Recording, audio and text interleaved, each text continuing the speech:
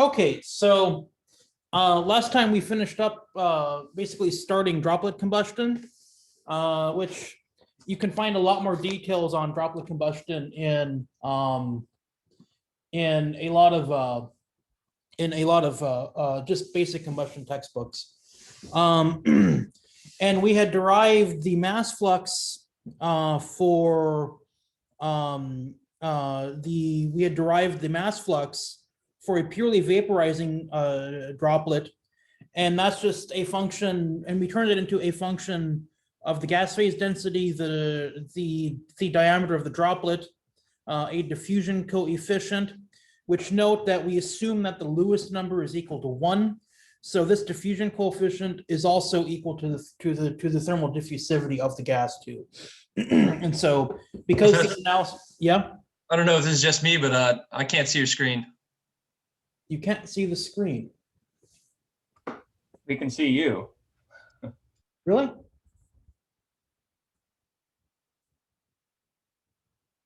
Oh, it would help if I share the screen. Okay, at any rate, so I was just recapping some stuff. I can't wait till this COVID stuff is done with. Anyways, yeah, so we basically derived the mass flux for a vaporizing droplet and found that it's related to assuming a Lewis number equal to 1, and we basically derived it in terms of what's called the Spalding transfer number. And then there are various ways. There are multiple Spalding transfer numbers, and they are all equivalent for your given application, as long as they're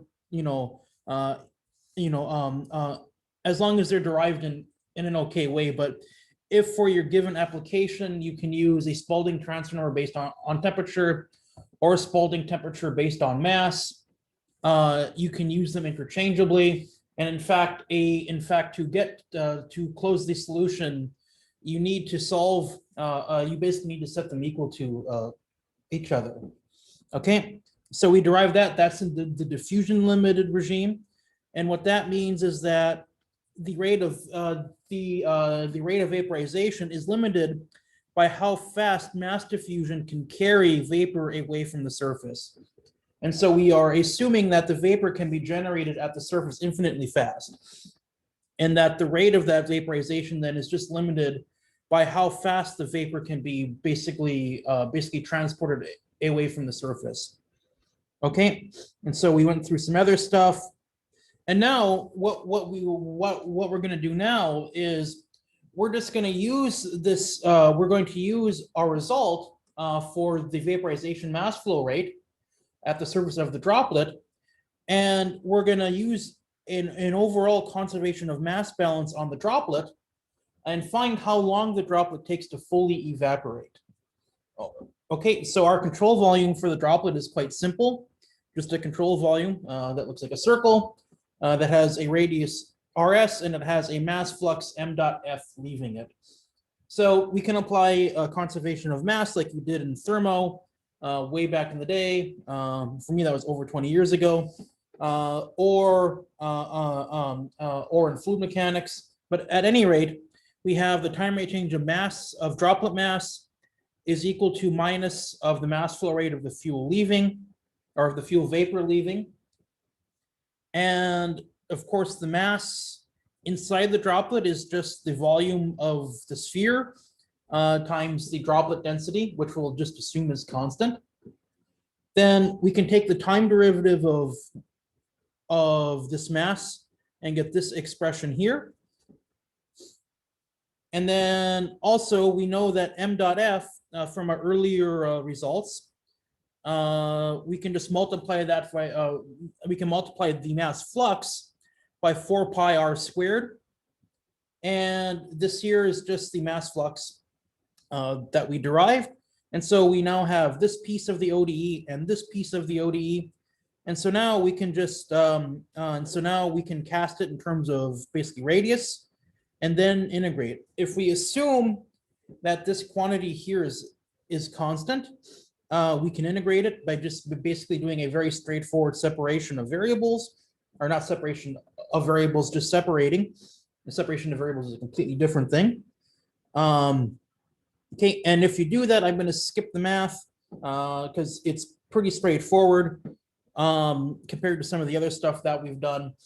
Anyways, and then if you integrate it and then convert the radii into diameters, and if d naught is the initial diameter of the droplet before it starts vaporizing, and d is the instantaneous droplet diameter, you can show through an integration that basically the diameter squared is equal to the initial diameter squared minus this constant here, which is related to our Spalding transfer number times time. Okay, and again, I just made a substitution here that basically the diffusion coefficient is equal to the thermal diffusivity because we are assuming again that the Lewis number is equal to 1, and recall that the Lewis number is equal to alpha over D. Okay, so for those of you who work in combustion, you're going to see the Lewis number used a lot. It's used to characterize a whole lot of things, a whole lot of very nice combustion instabilities that if this was a sort of more of a quote unquote advanced combustion class, we'd go over that stuff. But I decided to go towards the energetic materials and multi-phase combustion type stuff, which isn't taught at very many places. Okay, and so if we call this, if we call this parameter here BV, because that is a big mess, but the key thing here is just related to the densities, a diffusion coefficient, whether it's a mass transfer coefficient or a thermal diffusivity, same difference because the Lewis number is 1 here, and the log of 1 plus the Spalding transfer number. We can define this BV and find that the d squared law is just, or that the relation between the droplet squared, or the droplet diameter squared, is equal to the initial diameter squared minus this BV parameter times time. And this here is commonly called a d squared law. Okay, so if you're reading a paper on droplet combustion or even metal particle combustion, you will see this. You will see this term called a d squared law. And that means if you plot the diameter of the droplet as a function of time, or the diameter squared of the droplet as a function of time, it should be a straight line. Now, so that's why it's called a d squared law, is that, and it can also be derived using very simple principles. And now we made a lot of assumptions to get to this d squared law. And so in reality, it is not a d squared law. It is normally, if it's diffusion limited, it's normally very close to d squared. It can be like a d to the 1.8 law. Basically things like that. And so, but we do observe this quite a bit in the lit. And so if you hear the phrase d squared law, it means that your droplet combustion or droplet vaporization, for that matter, is in this sort of transport diffusion limited regime, where how fast the droplet can basically regress or shrink or vaporize is limited by how fast that vapor can be transported away from the surface. Okay, and then if you're looking at plots of burning data on particles and things like that, they will often plot a so-called burning time, TB, or a lifetime of the droplet or particle.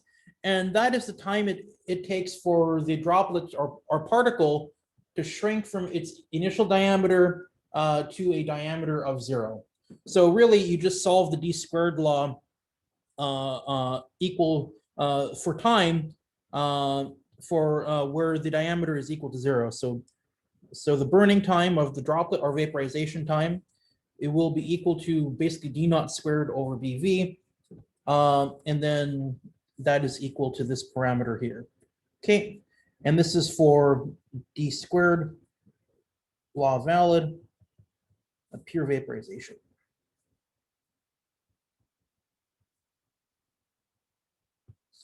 Okay, so this is all pretty straightforward. And of course, we assume a purely vaporizing droplet. Now, what if there is combustion? Well, I'm not going to do it here. It's in a lot of other books.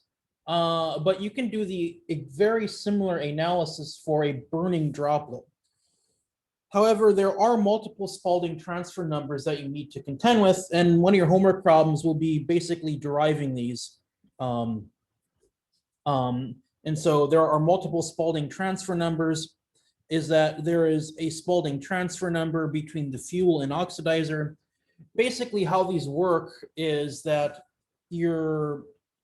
all of your equations will have partial t of a parameter plus or what they'll all have. I'm just trying to think of a way off my head to describe it. Is there will be this nasty reaction source term, omega dot f, omega dot o, and fo over stoichiometric delta hr, omega dot f or omega dot o, whichever.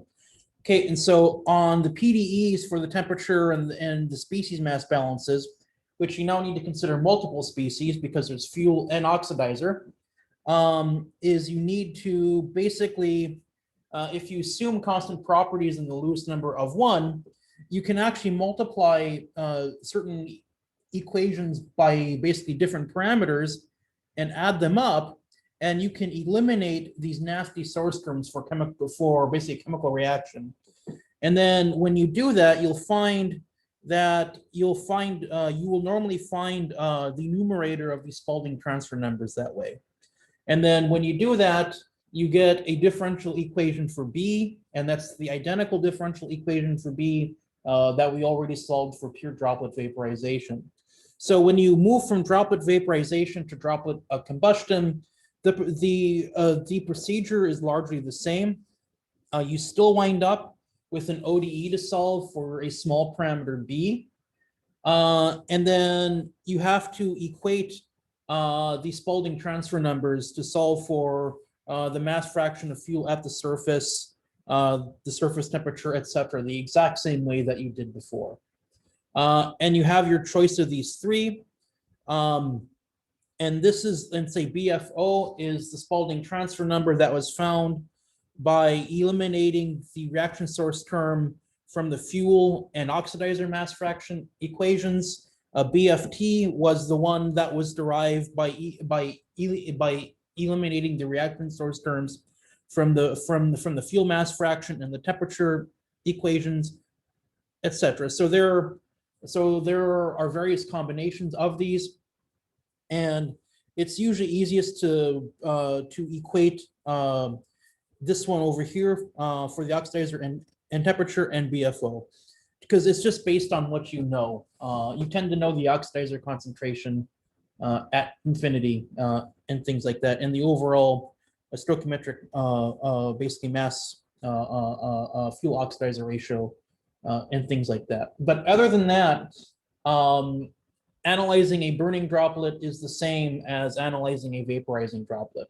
And that should physically make sense, because if we zoom in and look at the structure of a burning droplet, again, this is in a 0G type of environment with no convective flow, you'll find that you'll have a burning droplet here, and then there will be some sort of a spherical envelope of flame surrounding that droplet. And in this region here, there is essentially no combustion occurring, or at least a first order. And so here in this region here, we have basically pure fuel vapor that is leaving the surface and being transported away. And so this region in here, as far as the droplet itself is concerned, is just a purely vaporizing, is a purely vaporization regime, or a pure vapor sort of regime, where there are no reactions going on and things like that. So from the point of view of the droplet, this region in here is really not much different than a purely vaporizing case. Now, intuitively, this should make sense. The basically rate of droplet or the sort of vaporization rate of a burning droplet is far higher than it is for a purely vaporizing droplet. And so, and you may be wondering, well, Ryan, if they're the same, if they're more or less the same, then how can and they still use the Spalding transfer numbers? Then why is the burning of a droplet faster than the pure vaporization? And the reason has to do with the flame structure. And so basically for a flame, if we assume what's called the flame sheet approximation, where that is, we assume there are no reactions except for at an infinitely thin sheet, where the chemical reaction rate is infinitely fast.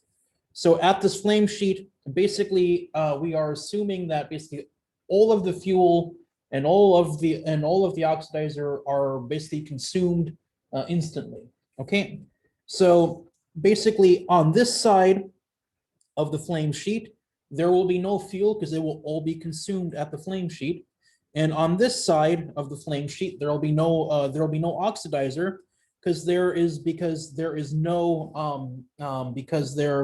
oxidizer that makes it through the flame sheet. So in this region here, we can only have fuel and products.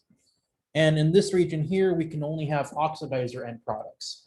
And so, and also intuitively, the sort of flame will be here where this is where the combustion takes place. And so the peak temperature will be here at the flame surface. And so if we were to plot the temperature due to that as a function of radius from the droplet, it would look something like this. You'd have some sort of elevated surface temperature that would basically rise to the flame temperature. And then that would slowly diffuse away until we reached a T infinity, which is far away from the droplet surface. Then the oxidizer mass fraction, say air, that would basically be at some y-ox at infinity, and that would become, and then that would be basically driven down to zero at the surface of the flame sheet. The mass fraction of the fuel would look something like this. You'd have some value for the mass fraction of fuel at the surface of the droplet, and it's normally not 1. And then that would become basically, and that would basically diffuses away at the basically towards the flame sheet, and then the product mass fraction would basically follow the temperature profile. Okay, and so the difference here, why, like part of the reason why a fuel droplet will burn faster than a purely vaporization case is basically because in our B equation for when we derived it for a purely vaporization case, our boundary condition where the mass fraction of the fuel vapor was 0, or at the ambient condition was at infinity. But here, all of the fuel vapor is basically completely depleted at this flame sheet, which is at some radius RF, or some flame radius. Okay, and so basically, this condition here forces the fuel mass fraction to be 0 at the flame radius because it's all being consumed there. And basically, this distance here is far less than the distance between then this length scale here is far less than the length scale for a purely vaporization drop, because you don't have this flame forcing the fuel mass fraction to be 0. So instead of being forced to be 0, the fuel mass fraction for a purely vaporizing droplet does something like this. It'll basically slowly asymptote towards basically 0. And so this really changes how fast the vapor mass can be transported away from the surface. Okay, and so that is one of the reasons. And also the other reason you can think of it intuitively too is that you have the very high temperature flame here, and then the temperature gradient will also be higher. And so you are also transferring more heat to the droplet surface. And so the temperature of the droplet will intuitively be far higher, and possibly even boil on the surface as a result. So basically, those are Those are two reasons. So are there any questions on the physics of this?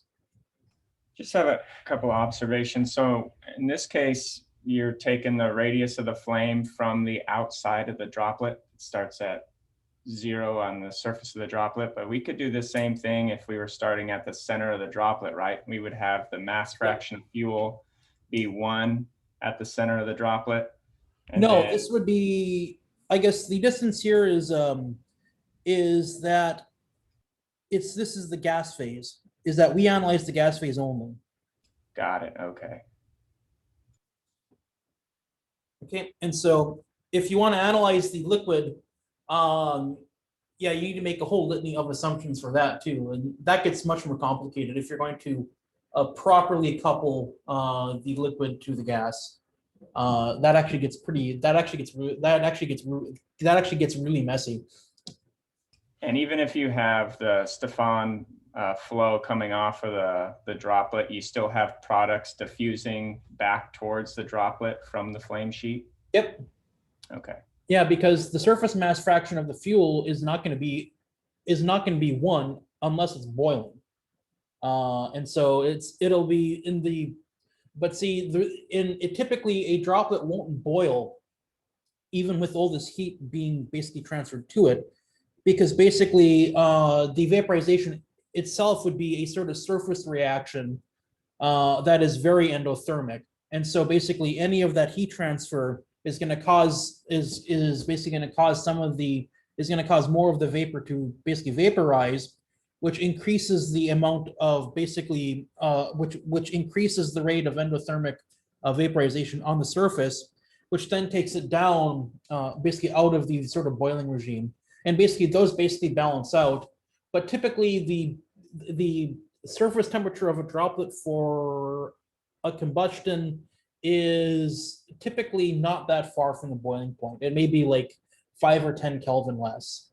And so you can forego, if you assume the mass fraction of the vapor is 1, you can sort of eliminate basically a lot of that stuff.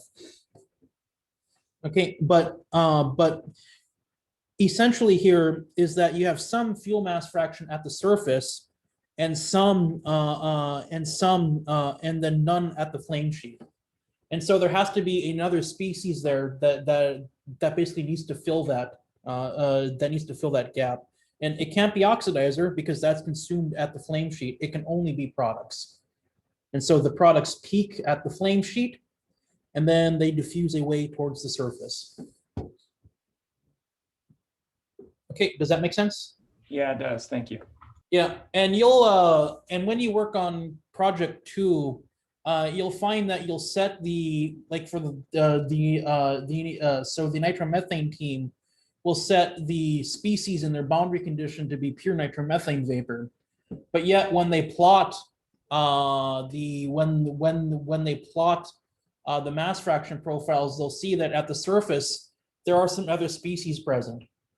And the reason those other species are present is because of this sort of back diffusion of products away from the flame zone and towards the surface of, in that case, nitromethane. But it's the same thing here.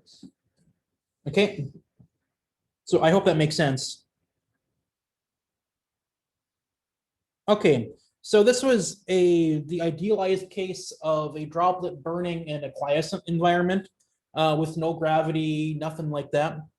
And if the droplet, or if the environment is convective, then we can actually derive a real quick correction. And I'm just going to cut to the chase with that. And so for the purely quiescent case, we derive this expression here.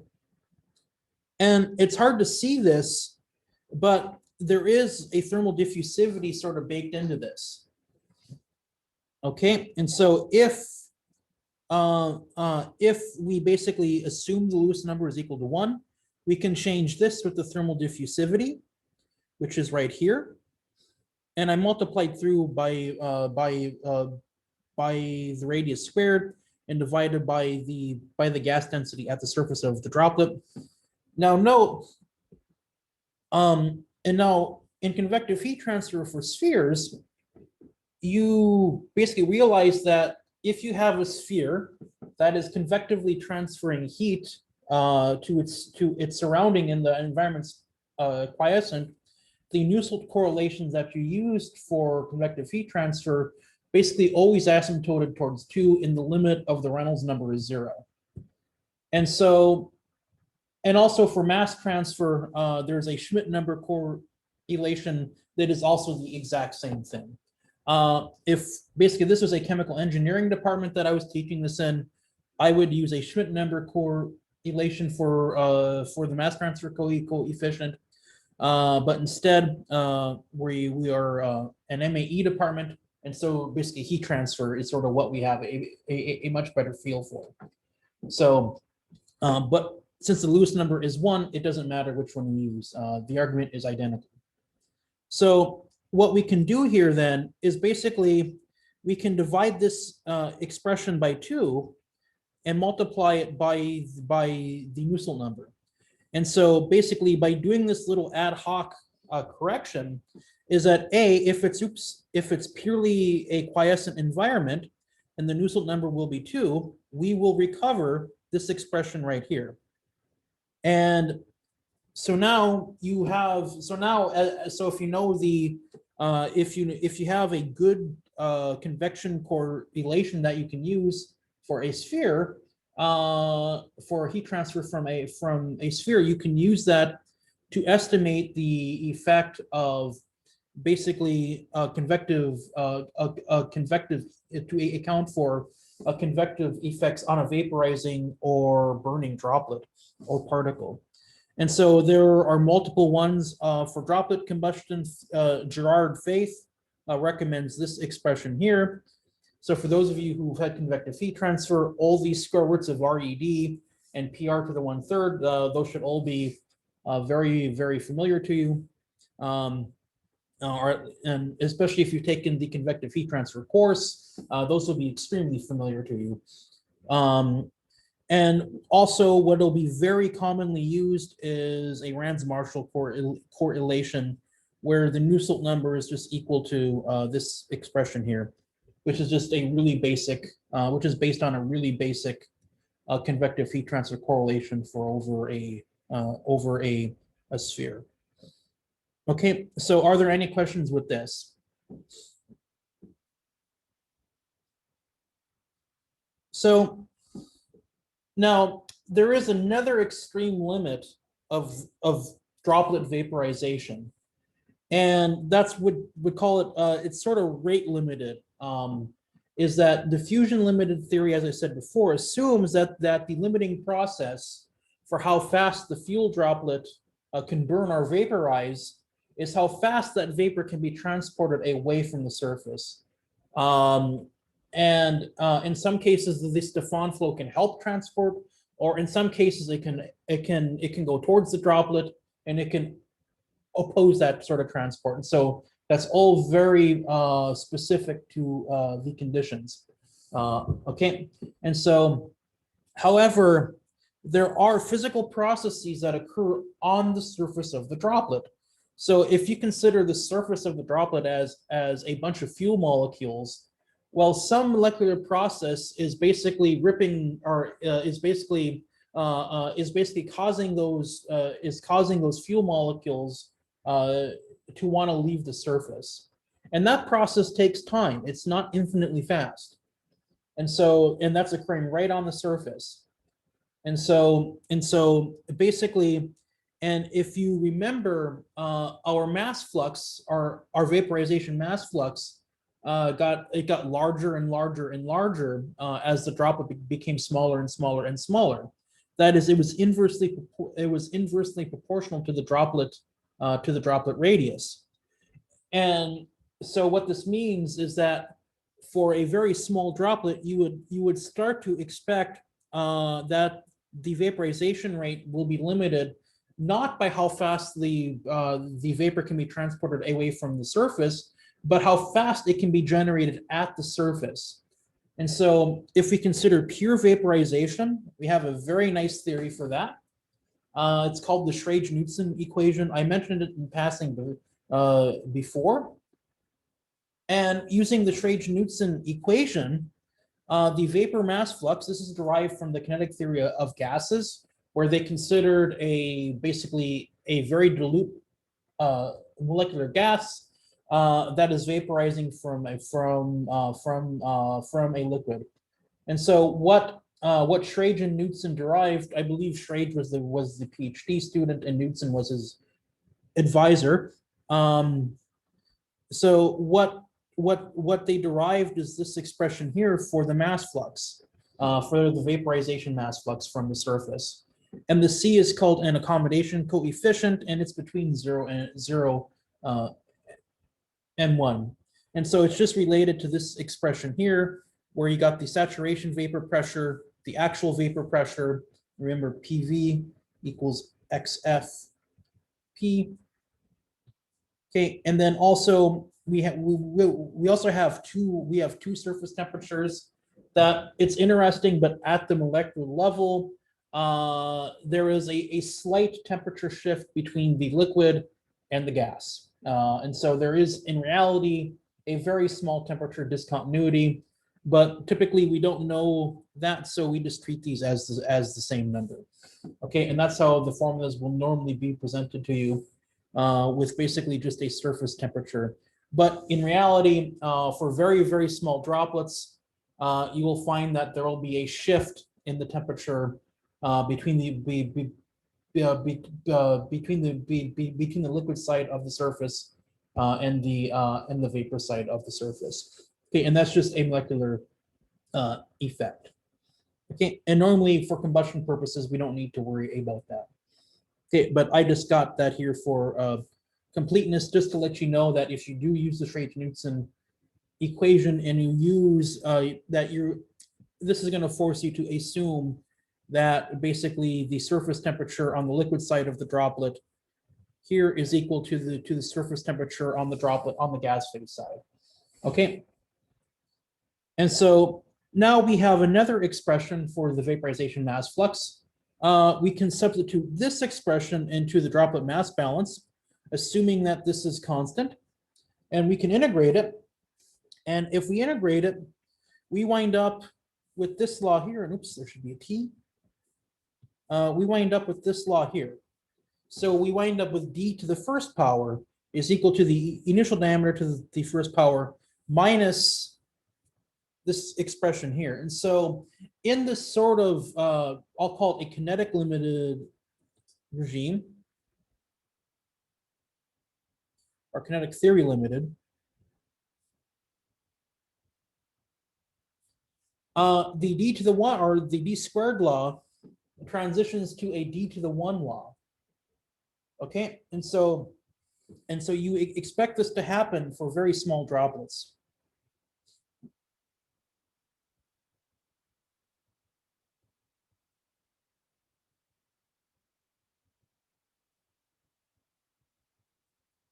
Okay, and so if we plot what we expect, or at least qualitatively what we expect, the burning time or the lifetime of a vaporizing or burning fuel droplet or particle, what we expect is a plot that would look something like this. So for basically large particles, the sort of limiting process will be how fast the vapor can be transported away from the droplet surface. For very, very small particles, the sort of kinetic theory of gases is going to pump the brakes on how fast, or is going to pump the brakes on that process, mainly because just because it starts to become limited by how fast vapor can be generated at the surface, and then there will be basically some transition region between those two extreme limits. And so if we plot this, and I guess you should also note that these are log scale. Is there a parameter for predicting the transition between the two laws? No, you either need to use a basic theory like this. For instance, essentially there is no just real simple parameter that you can use to estimate this. In my PhD thesis for a droplet, I did this by basically equating by basically equating the mass flux by finding the radius where the mass flux due to on the diffusion limited regime is equal to the mass flux predicted by basically Schrager-Knudsen, and then define that as a sort of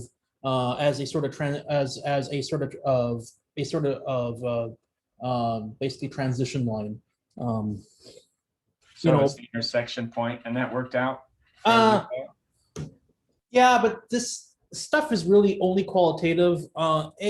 The problem with it is even with Schrager-Knudsen, which is the one where you have the most theory to work with, you don't know what the accommodation coefficient is, and the data.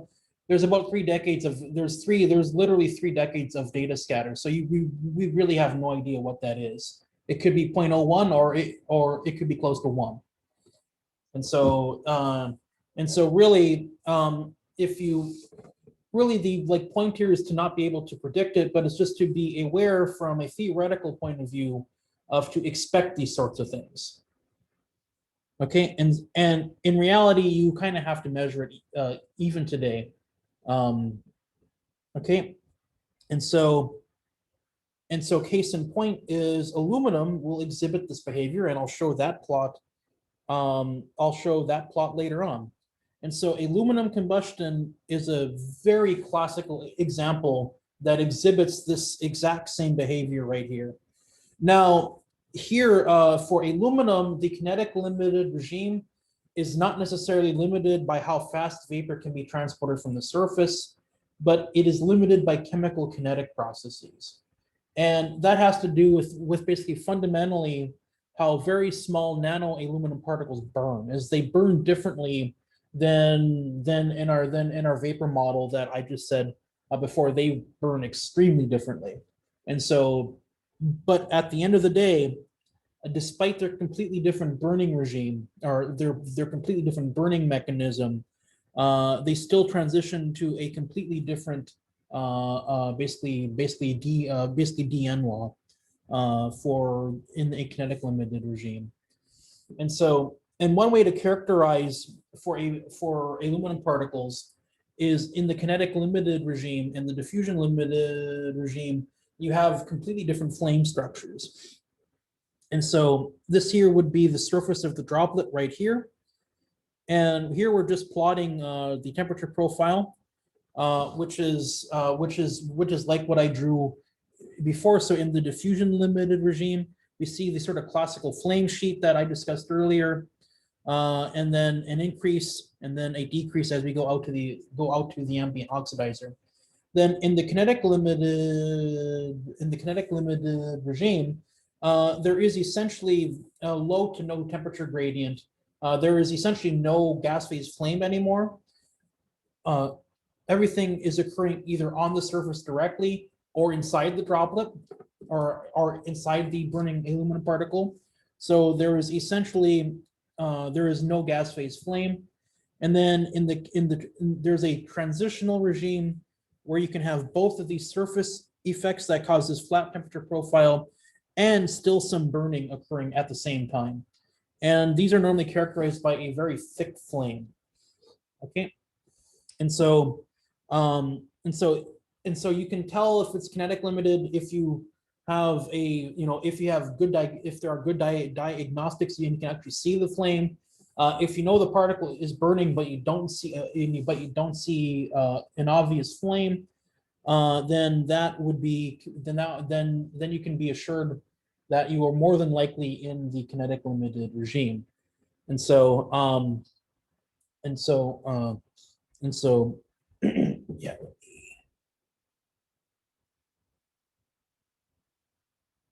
Let's get a movie out.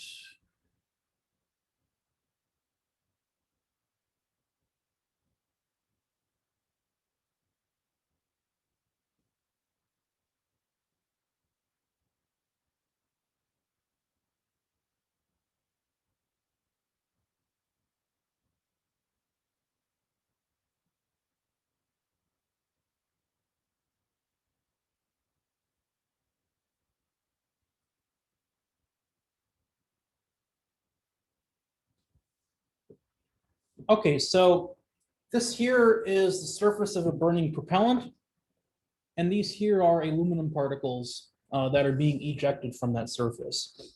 And so you'll see that you'll be able to look at these and say that there's a lot of dynamics, but there's an obvious flame surrounding these droplets. And so these aluminum droplets are clearly burning in a diffusion limited type of regime. And you see an obvious sort of flame surrounding them. And the combustion products of these aluminum particles are mainly condensed phase aluminum oxide. And so essentially here, what we analyzed in the convective environment was actually, you could actually estimate how fast these droplets basically take to burn using the sort of basic simple theory that we derive. But with aluminum combustion and metal combustion in particular, there are a lot of really nasty little details that essentially using basic theory like this, well, in principle, you can get some back to the envelope type estimates, but in reality, there are a lot of other processes that go on. And so here is a picture. It's from the cover of Ken Kuo's book. This is a really nice, high quality, basically a picture of a burning aluminum droplet. And so what happens with aluminum, what makes it sort of non-ideal, is the fact that you see this little white thing here. That small white thing is aluminum oxide that has condensed on the surface of the burning aluminum. So this portion up here is pure burning aluminum. This portion here is aluminum oxide. And so that's sort of sticking on the surface. It'd be like, if you watch movies of like molten metal, there's always that sort of slag that is basically on the top of it. So this here is sort of a slag that is on the surface of the aluminum droplet. And unfortunately, this slag is blocking a portion of the droplet surface from burning. It's basically the vapor cannot go through this portion. Basically cannot go through this portion of the droplet. So the only portion that is allowed to vaporize is this portion right here. Okay, and then, but in the portion that is allowed to vaporize, you see a nice, beautiful envelope flame that is sort of convecting downstream and then burning. And also, the reason that the products are so visible is that the products are Al2O3 droplets.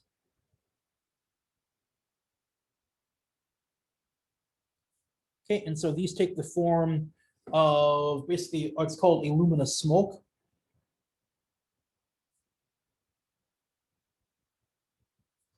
And they take the form of basically nano-sized Al2O3 droplets that basically condense out in the product regime here.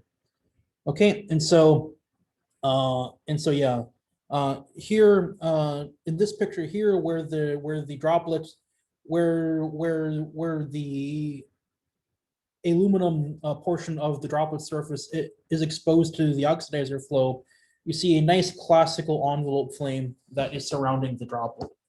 And so one of the reasons that aluminum particle combustion and metal particle combustion in general, why you have to go to the experiments to basically understand how long the droplets take to burn, is due to these effects here, which the basic theory assume that there is that basically the entire surface is allowed to vaporize. And you could think of, well, what if I just had a blocking coefficient? Well, unfortunately, you can see that for this droplet, about half of it is blocked, and for this droplet, only a small portion of it is blocked. And so we don't really know what that blocking coefficient would be. And as of right now, there are no models for that.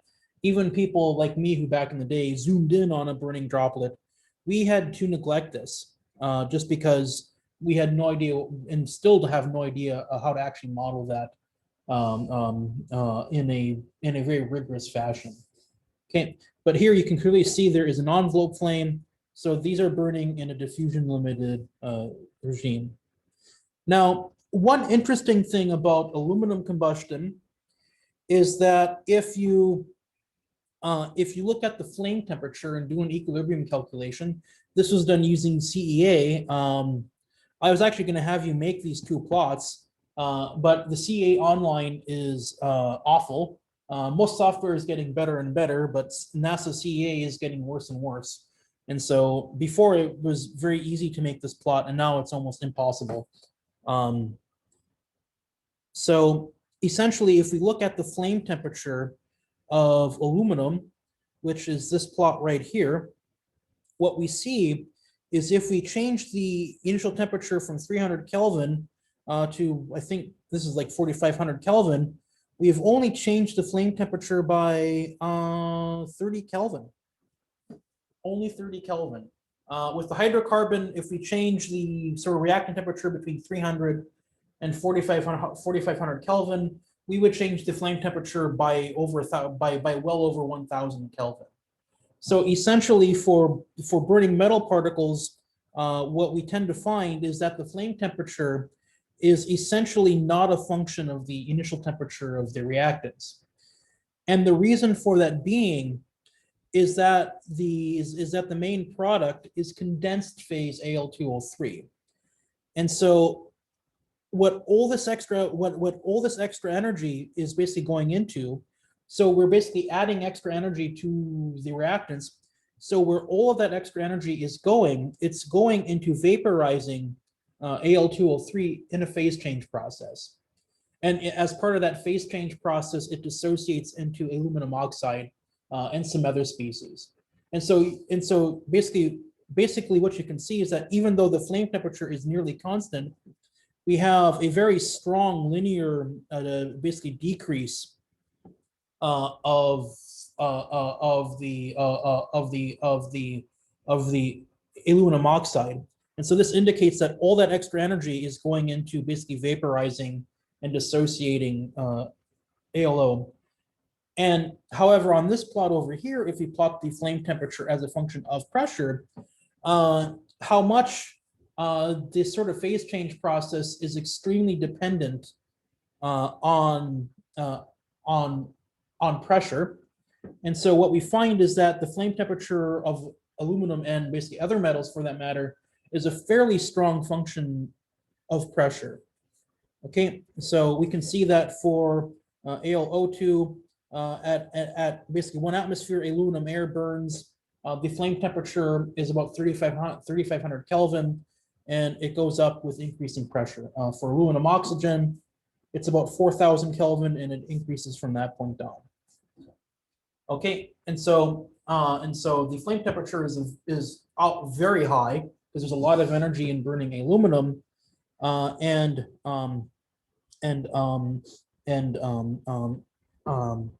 it's a strong function of pressure. Now, one interesting thing about aluminum that needs to be sort of factored, and no one's really analyzed this in extreme detail, but what you find is that even for air or oxygen, is that the boiling point of aluminum is going to be at some point greater than the flame temperature than the flame temperature. And so remember, it's that peak temperature on the flame heat that is transferring heat to the surface of the droplet. And so if that peak temperature in the flame is far lower than the boiling point, you can't possibly boil the droplet, or you can't possibly get close to the boiling point, basically like it does in traditional diffusion limited combustion.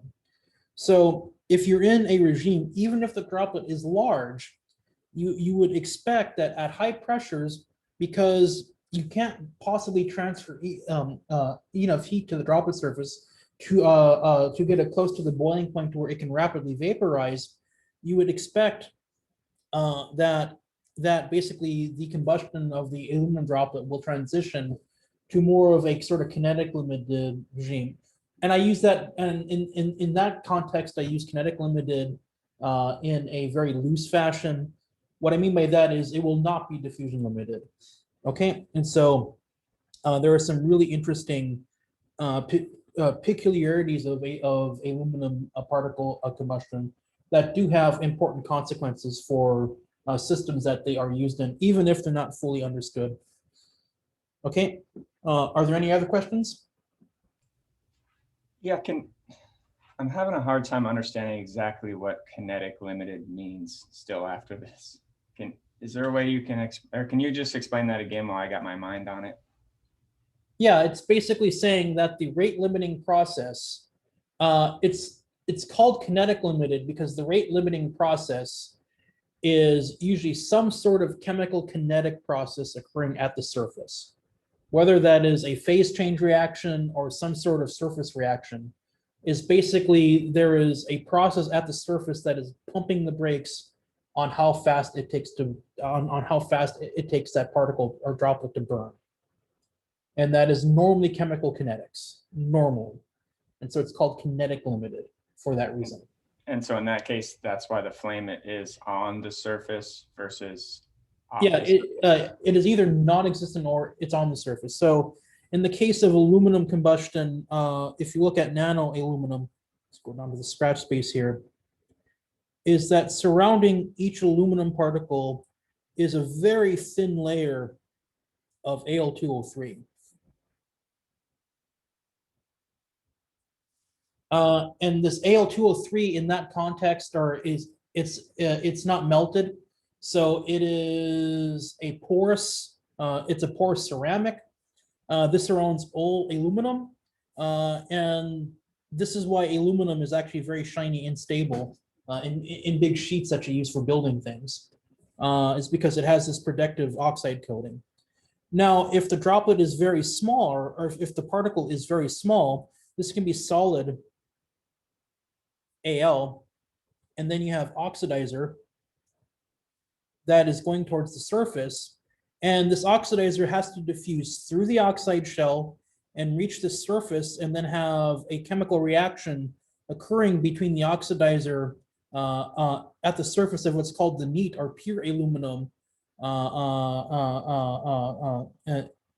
right here. And so as time goes on, this oxide shell will basically grow and grow and grow until the entire particle is basically consumed. And so it's a pure oxide particle at that point. Okay, and that occurs for nano aluminum if the diameter is less than maybe 100, then like 100 nanometers. But it turns out that we have a surface reaction, or we have a chemical reaction occurring between the oxidizer that is diffused through the oxide layer, that is diffused and is now attacking the neat aluminum. There's a chemical reaction that is occurring there, and also there is a process of oxidizer that has to diffuse through basically the oxide shell. And then basically, if you look at basically both of those processes, those are basically basically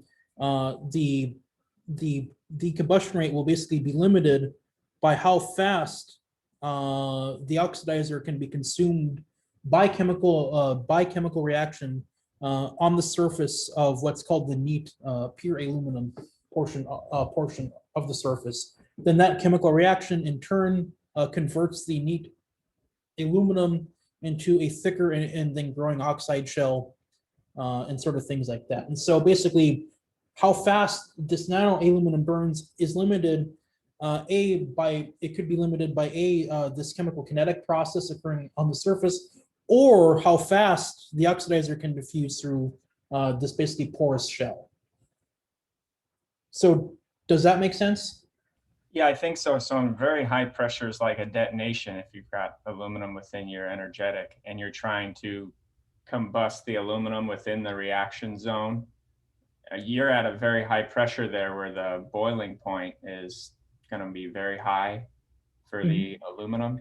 And so you would have to have something, I guess in that case, really small to heat up quick within the reaction zone. Yeah, if you wanted the aluminum, now I know you know this, but traditionally aluminum particles are added to explosives to burn in a more slow process for other effects. But if you wanted them to burn within the reaction zone of the detonation, that would be really hard to do. Typically, they would mix them academically. What we study are the combustion of other types of materials like nickel, aluminum. Because the nickel and aluminum metals will actually exothermically react together, which will then add energy to the detonation front. But typically, if you just put in aluminum powder, at least the data I have access to, I'm not aware of that actually adding energy to the detonation itself, because they'd have to burn really fast. You'd have to do something. There'd have to be some sort of coating or some sort of magical other stuff with the aluminum to cause it to burn that fast.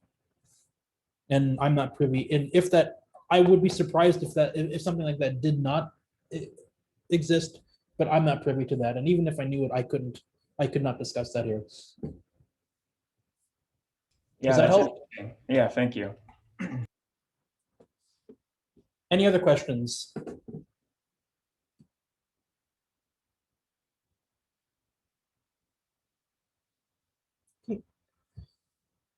Well, thanks, guys. We will see you on Wednesday.